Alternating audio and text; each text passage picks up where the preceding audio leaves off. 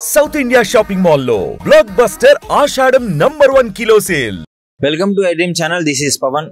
సంగారెడ్డి జిల్లా బండ్లగూడ మండలం బాలాజీ నగర్ లో దారుణం చోటు చేసుకుంది. ఒక వ్యక్తి ఆ ప్రేమ ఎక్కువై ప్రేమోన్మాదంతో ఒక మహిళని అతి కిరాతకంగా చంపడం జరిగింది. ఆ ప్రేమించిన యువతిని.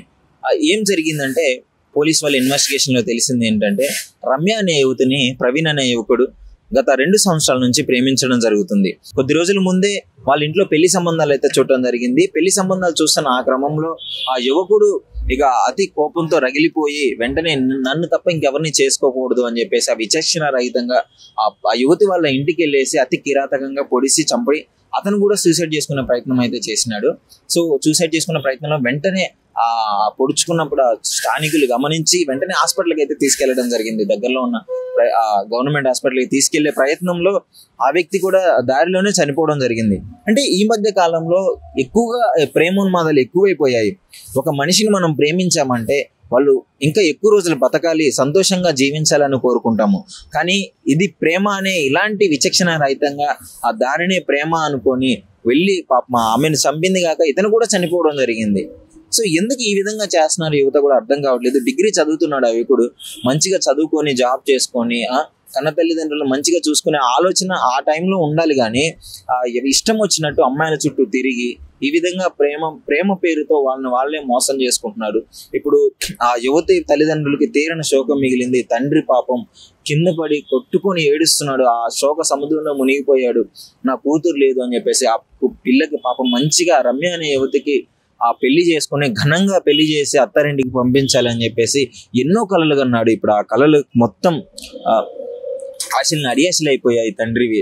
అంటే సంబంధాలు చూస్తున్న క్రమంలోనే ఇతను ఈ విధంగా చేయడం జరిగింది. పాపం ఎన్ని కలలు కడ ఉంటాడు ఆ తండ్రి. నా కూతుర్ని పెళ్లి చేసి ఒక ఇంటికి పంపించి మంచిగా కూతురి భవిష్యత్తు గురించి ఎన్ని ఆలోచనలు పెట్టుకొని ఉంటాడు.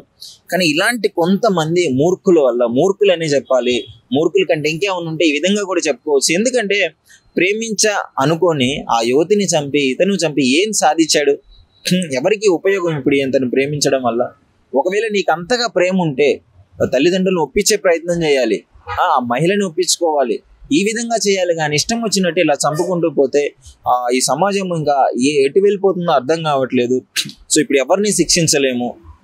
తల్లిదండ్రులు కూడా ఆలోచించుకోవాలి. వాళ్ళ కొడుకు ఏం చేస్తున్నాడు, ఎలా ఎదుగుతున్నాడు, ఎలా ప్రవర్తిస్తున్నాడు, ఎటెటు తిరుగుతున్నాడు, ఎలాంటి సవాసాలు పడుతున్నాడు అంటే ఇలాంటివన్నీ ఆలోచనలో పెట్టుకుంటే ఇలాంటివి చాలా వాటికి తగ్గించవచ్చు. తల్లిదండ్రులు కొడుకులతో ఫ్రెండ్లీగా ఉంటే ఏదైనా చెప్పుకోగలిగే ఇది ఉంటే ఇన్ఫర్మేషన్ ట్రాన్స్ఫర్ అవుతుంది. వాళ్ళు చెప్పుకుంటాడు, ఇలా నేను ఒక అమ్మాయిని ప్రేమిస్తున్నాను, ఈ విధంగా ఉంది అని చెప్పేసి వాళ్ళు మాట్లాడుకోవడం జరుగుతుంది. ఇప్పుడు చూశారు కదా, 2 కుటుంబాలు శోక సముద్రంలో మునిగిపోవడం జరిగింది. పాపం వాళ్ళ తండ్రి ఏడుస్తుంటే ఆ విజువల్స్ మీకు క్లియర్ గా స్క్రీన్ మీద పెడతాడు చూడండి. తట్టుకోలేకపోతున్నాడు ఆ బాధని. కూతుర్ని ఎన్నో కలలు కన్నాడు కూతుర్ని జీవితం గురించి, కానీ మధ్యలోనే ఆగిపోవడం జరిగింది. సో ఈ విధంగా ఈ వీడియో చూసే వాళ్ళకి కూడా ఒకటే చెప్పదలుచుకున్నాను, ఎవరినైనా ప్రేమిస్తే ఏదైనా ఉంటే వాళ్ళ పేరెంట్స్ తో మాట్లాడండి. ఫస్ట్ ఒప్పించుకోవడానికి ప్రయత్నం చేయండి. 1 సంవత్సరం కాకపోతే 2 సంవత్సరాలు. అమ్మాయిని ఒప్పించడానికి అయితే ఎన్ని సంవత్సరాలైనా ఆగుతాడు, కానీ పేరెంట్స్ కోసం ఎందుకు ఆగట్లేదు ఈ యువత? ఎందుకు ఎట్లాంటి ఆలోచనలు ఎందుకు వస్తున్నాయి మైండ్లోకి? ఇంత క్రూరంగా ఎందుకు మారిపోతున్నారు? సమాజం మొత్తం అవేర్నెస్ రావాలి. ప్రేమ అంటే చంపుకోవడం కాదు, బతకడం. ఇది నేర్చుకొని యువత ఈ విషయాన్ని బట్టి మెలిగితే చాలా బాగుంటుందని చెప్పేసి ఆ నెటిజన్స్ కూడా చాలా మంది చెప్పుకోవడం జరుగుతుంది. సో మీరేమనుకుంటున్నారు? కామెంట్ రూపంలో తెలియజేయండి. అసలు ఇలా చేయడం కరెక్టేనా? దీన్ని ప్రేమ అంటారా? ప్రేమ అనుకుని ఎందుకు యువత ఇలాంటి మోజులో పడిపోతున్నారు? డెఫినెట్లీ మీ కామెంట్ రూపంలో తెలియజేయండి. Thank you.